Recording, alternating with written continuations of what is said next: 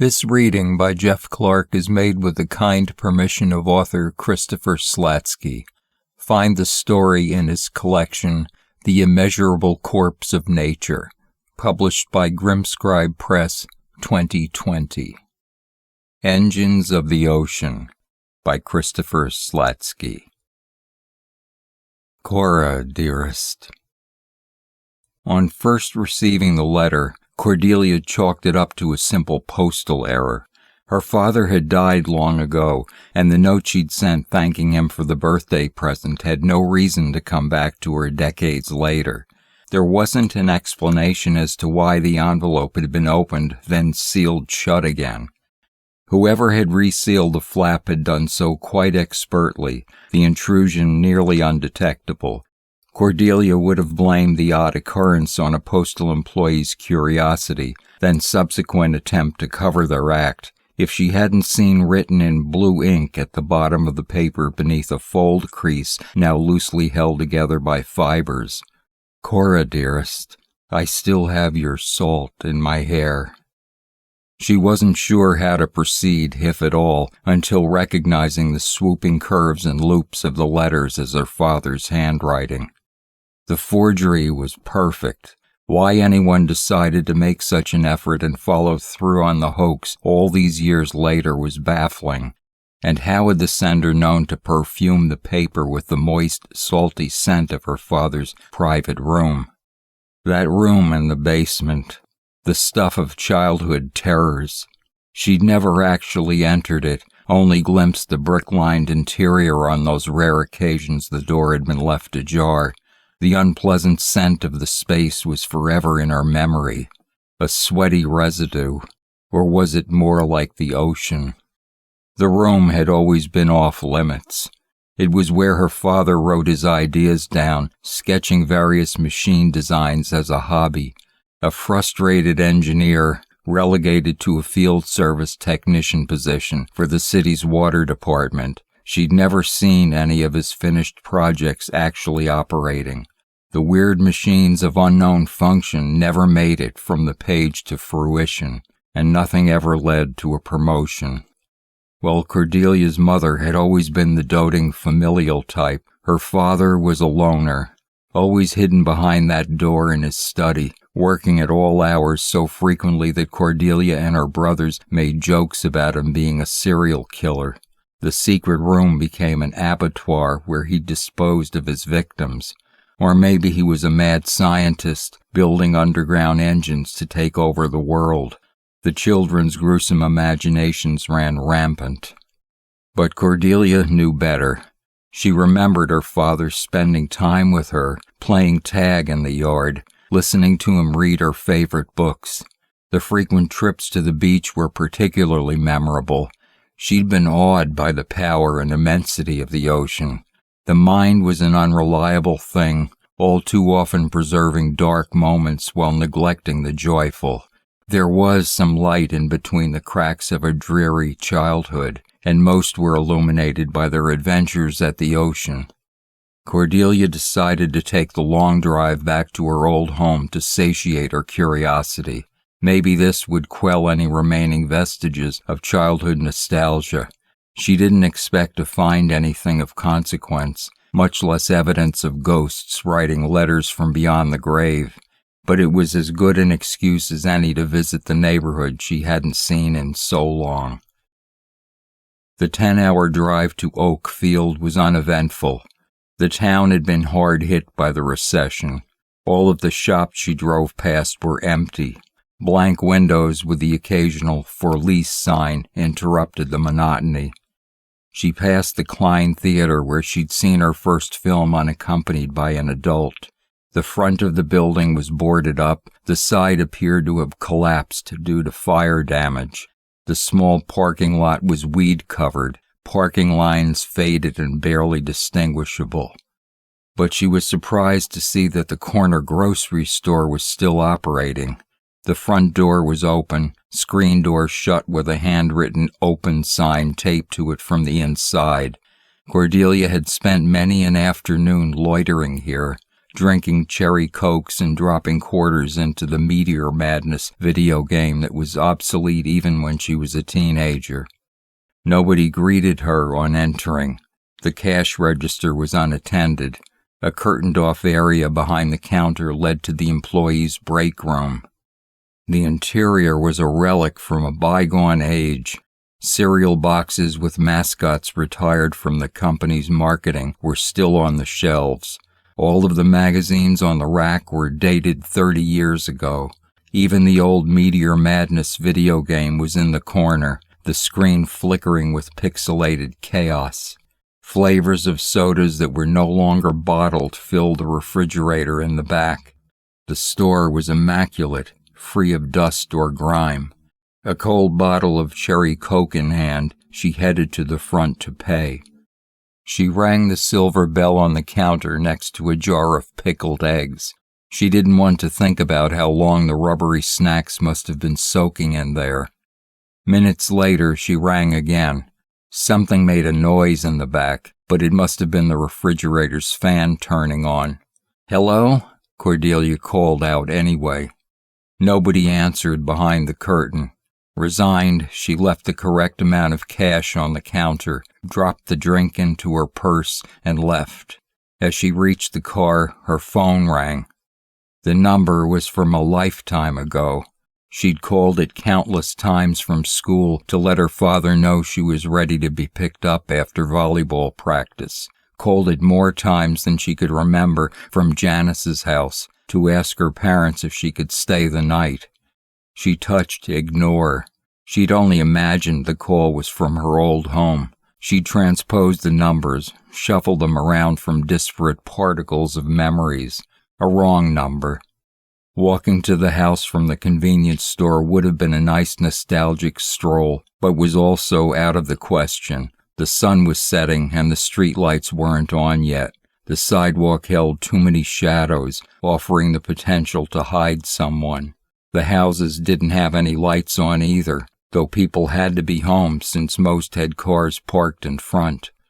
An unusual white crust on their hoods and wheels made Cordelia suspect the vehicles hadn't been driven in quite some time. Opening her own car door, she felt crystals scrape against fingertips.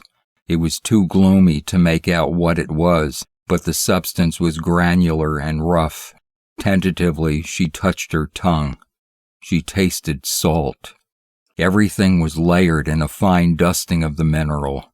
Something to do with the soil salinity, flushed out by neglected sewage systems, or improper irrigation, perhaps?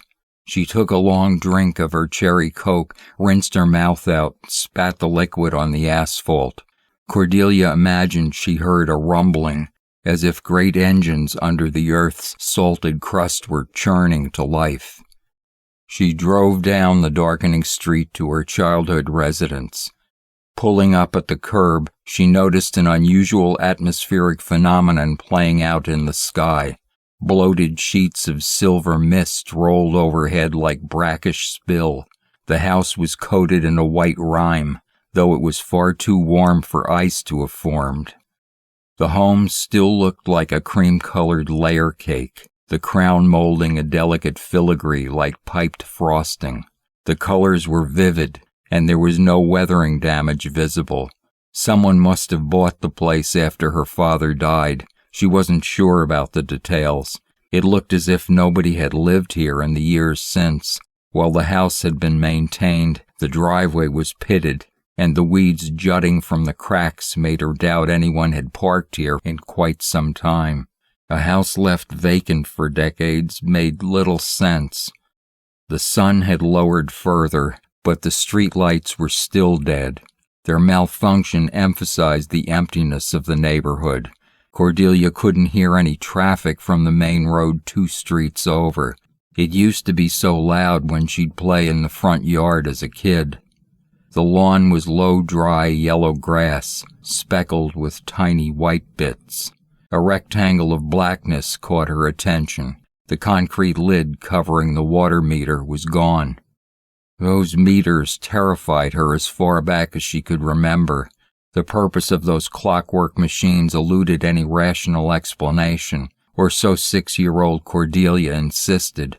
She'd been absolutely certain the meters were buried on the lawns so they would be easier to access from below.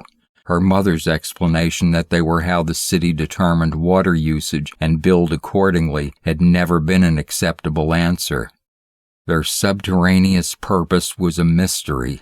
Her father's playful claim that meters monitored the neighborhood crisscrossed with catacombs filled her with anxiety.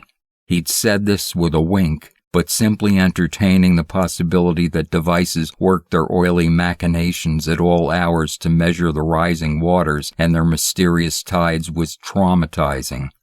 She once lifted the concrete lid of a meter and bashed a brick against the glass cover inside. The glass shattered, the meter buzzed angrily, but the dials continued to turn, documenting their strange, unfathomable course. She was certain that vandalizing the machine meant the equipment beneath would fail, allowing the oceans to rise, the gutters to overflow with water, her neighborhood submerged in vast seas. The lock on the side door to the garage was corroded, the wood frame soft with age. A heavy shove and it swung open and she was inside the old place. The garage was empty, but the door leading to the living room was unlocked. Little had changed inside. The exact same wallpaper pattern that always made her think of fluttering eyelashes. The very sofa in which she'd spent many a Saturday morning watching cartoons. The ancient TV was still on the same nightstand, though the crack in its screen meant it was probably no longer working, even if the electricity were operational. The curtains were the same fabric and color, the carpet powdered with salt but recognizably original. Even the rotary dial phone was intact.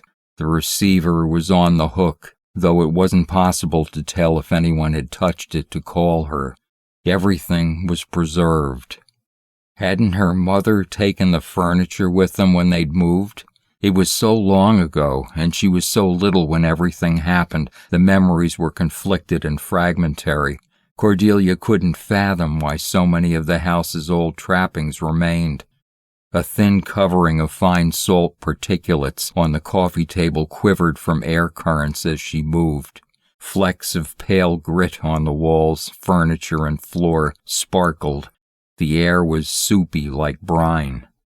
Cordelia looked into each room, closet, and entryway. Of course, there was nobody here. For one brief moment she thought she'd best call her brother in case anything happened here, even though ghosts weren't real. And if there existed anything that deserved to be called such, they'd be insubstantial, composed of enough matter for light to bounce off of but little else. A phantom wouldn't be able to touch, strangle, or make a phone call. Spirits were just history projected against nostalgia. Entering her old bedroom, she found it empty. The wallpaper near the defunct light switch was peeling at chest level. Beneath a layer of white powder was written, Cora, age 6. A dash mark showed her height at the time. She pulled away the curling flakes to reveal numbers and marks descending down the wall to the age of 2. The only reminder of who she used to be. A short flight of steps, crunchy with white granules, led down to the basement. She faced the door to her father's study. The door was covered in powdery splotches that may have been handprints if she wasn't certain the place was uninhabited. The knob turned freely, but the door was jammed, or something was blocking it on the other side. She remembered her mother telling her that Dad wasn't well, and prolonged care after brain death wasn't in his best interest. At the time, Cordelia was so young she didn't fully understand why her parent was essentially no longer her father. The thought bothered her so much she refused to visit him in the hospital, throwing such a fierce tantrum in the lobby a nurse said she'd watch her while the rest of the family went in. It was long ago, and any repercussions from her absence had dissipated like ripples from a single grain thrown into the ocean. Cordelia explained away her shame over the years. He'd fallen into a coma. Her visiting would have been all but meaningless, even if he could have comprehended his daughter's presence, a contraption pointlessly functioning because nobody had the courage to switch it off. When he did pass away, he took any and all reasons as to why he decided to retreat to his private room on feeling the stirrings of a blood clot in his head. And Cordelia was certain he'd made that choice. He may have died from a stroke, but she'd no doubts he'd felt that black-eyed dog nipping at his heels while retreating into his personal space for the last time. Returning to the scene of her father's tragedy should have been emotionally resonant, but she felt only a flake of the guilt she'd expected. After heading back upstairs, she walked into the dining room. A pristine picture of the house formed in her mind, but long ago, when everything was bright and immaculate from her mother's persistent housekeeping. She'd always cherished talking to her parents here at the table. They'd discuss school, what she wanted for dinner, their favorite TV shows, made the same silly jokes they'd always made to each other, all while sitting at that familiar antique oak dining room table shipped from Poland at great expense. If she closed her eyes, Cordelia could see them again. She gazed at their faces lovingly, marveled at the familiarity of their presence, the way her father moved his hands when talking, the way her mother's gray hair curled at the temples. If she concentrated, she could hear the parakeet they kept in a small blue cage in the living room, chirping and fluttering in its confines. She smelled potpourri bundled in a wooden bowl and a lavender scent blown in on a breeze through an open window. Cordelia could picture the yard out back as it used to be, bright green behind the sliding glass doors. The pomegranate tree used to be full of fruit, the trellis built by her dad's hand covered in ivy. Roses once grew, the stone birdbath once active with aviary life. They'd play out here, her dad chasing her around a lawn that felt enormous to a child. He'd throw her little body into the air, always catching her just before she hit the ground. Cordelia wished she could tell her father how much she missed him. Even in her memory, he seemed delicate, as if he were propped up in a chair and a touch would collapse his body into inert bits and pieces. It was an odd, recovered memory, but she remembered glimpsing something unfamiliar in the backyard. A drainage pipe poking out of the ground, the metal surface scaly with rust. A distant moaning emanated from the pipe. There was nothing visible from where she now stood, but she distinctly recalled the dinner plate-sized opening to the pipe had been covered with mesh to prevent wildlife from entering. And it hadn't been a moan, but the sound of waves from deep down. Another thought came to her, something more aggressive than nostalgia. An old dream, perhaps, or several dreams, more vision than reminiscence. Something had once moved behind her. She'd glanced back to see the pomegranate tree fallen over, its prodigious leafy branches blocking the entrance back into the house. The upturned roots had gouged a deep depression in the ground. Cordelia thought she may have peered over the rim of the hole to see a large brick-lined room below, with several brick-lined passages trailing off into darkness. The sound and smell of the salty sea drifted from within. The memory gripped Cordelia with such intensity she could still hear the ocean nestled in her ears, like the moist beginnings of an earache. But she was here, in the present, the table solid beneath her hands, and her parents no longer part of her life. She stood, her handprints remained behind in grainy salt particles over the wood's polished veneer.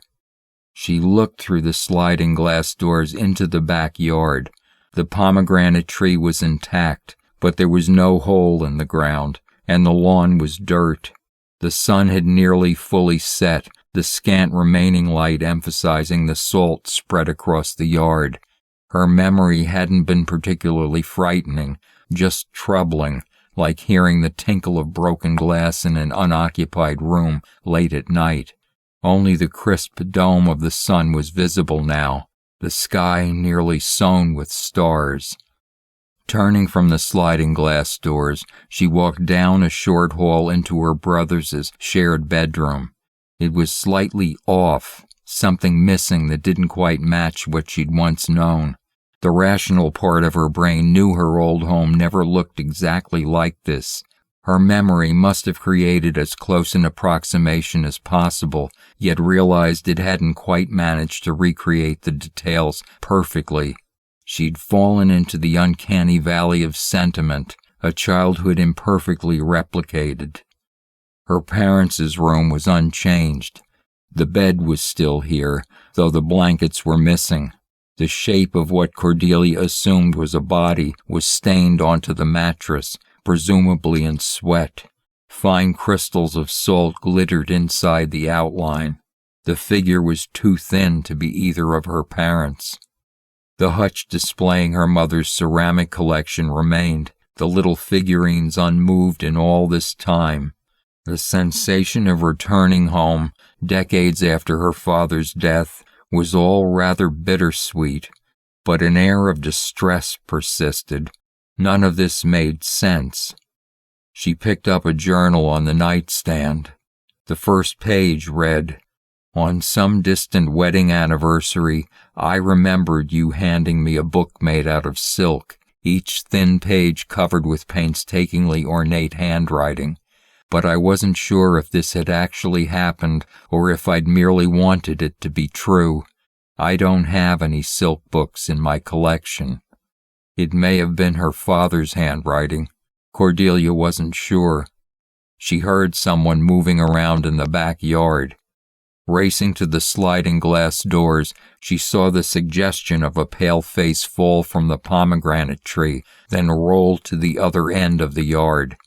Once outside, she was convinced that what she'd seen must have been a flurry of salt tumbled on the wind. She cast her phone's light beam around. The pomegranate tree's leaves were green, but the little remaining fruit had split, oozing a resinous sap swarming with gnats. Globules of the syrup had gathered on the ground. The phone's light shone upon the piles like rubies. The fence defining the property was mostly intact, though a few patches of weathered holes allowed a glimpse into the neighbor's backyard. Cordelia leaned down to peer through. What the phone light could reach revealed that the area around the swimming pool was a dirt lot. The pool was filled with salt. A sound at the stone bird bath caught her attention. Shining her light on it showed the slimy water was squirming with tadpoles gathered around a U-shaped object, like sperm around an ovum. She blew on the water to part the animals. The tadpoles moved enough for her to see they were clustered around a rusty orthodontic retainer. Flakes of salt fell gently from the sky. She hurried back inside. A noise, as of something crumbling apart as it moved, came from the basement. She rushed to the steps. Whatever had been preventing the door from budging must have fallen away. This time it opened with no difficulty. Her father's private room was smaller than she'd expected, only furnished with an office desk and chair. One corner of the desk was piled chest-high with papers. The room reeked of the ocean air. So many memories came cascading back, she was momentarily breathless. Something shuffled in the shadows at the back of the room, sounding as if it had difficulty maintaining its shape. Cordelia thought of a broken hourglass, spilling its bulk across the floor. She poked the phone light's beam into the darker recesses. There was nothing there but a brick wall, crumbling segments on the floor here and there. The layer of salt on the desk had been recently disturbed. She shook the paper on top of the pile, looked it over, then another. Each bore a sketch her father had been working on, with a date recorded at the bottom. She rifled through several more, increasingly reluctant, though compelled to look at each and every one of his concepts drawn over the years. The pages had been scrawled in an amateur's hand, the clumsy drawings of an intellectually deficient child. She noticed a sheet on the floor beneath the desk. Shaking the salty residue off revealed blue words clearly written by her father. Salted with fire, they seemed to show how spirits lost in endless woe may undecaying live. The room was increasingly dank. What must have been faulty pipes in the ceiling failed to keep strands of salt water from splashing in increments. The wet touched Cordelia's skin. Salt granules spackled her clothes and hair. This was where her father had thought his last thoughts. Perhaps he'd retreated here to capture a perfect moment, freeze time at the only instance he'd ever been happy, in here, working on his ideas that were nothing more than scrawls of nonsense. But what moment of his life had seemed more bearable than previous moments? By himself, building useless engines in this room, away from her? Cordelia realized the depths of her sorrow. Too many years had gone by to make amends of any sort, but she felt the weight of grief, the burden that comes from absence. The room was small, but she was suddenly confused by its layout. She couldn't remember where the door was. Taking a step towards a wall, she knew she'd made a mistake, so she turned to face another wall. She found herself before an endless progression of brick corridors that hadn't been there before. A pale crust glittered on the bricks and floor. Deep down the corridors came the gentle sound of waves lapping at an unseen shore.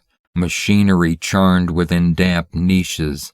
Backing away, she bumped her calf against an obstacle.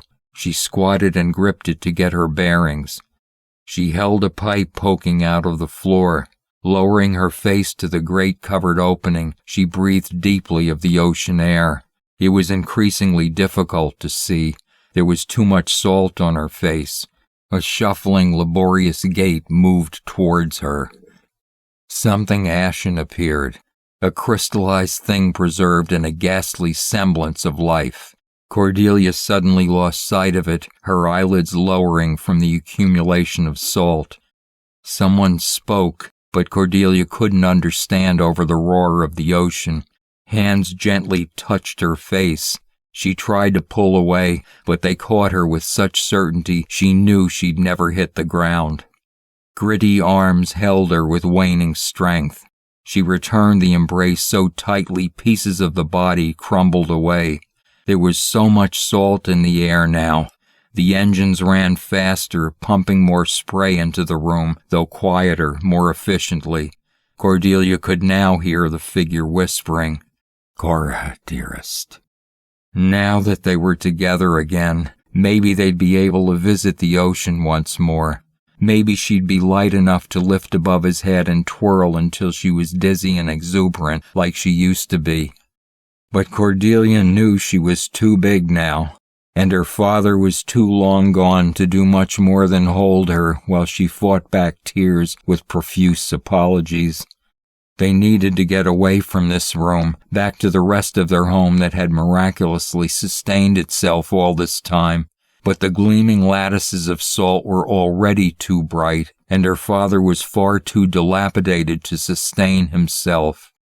Who would repair the water meters when they eventually break down? The panicky thought came to Cordelia with such despair she could only accept the inevitable with quiet grace. Her father's minerals dissolved in her blood, particles collected on her skin. The lantern of her world was shuttered, the flame within snuffed out by the pinch of an unseen hand. The murmur of the ocean continued to flow out of the pipe from far below.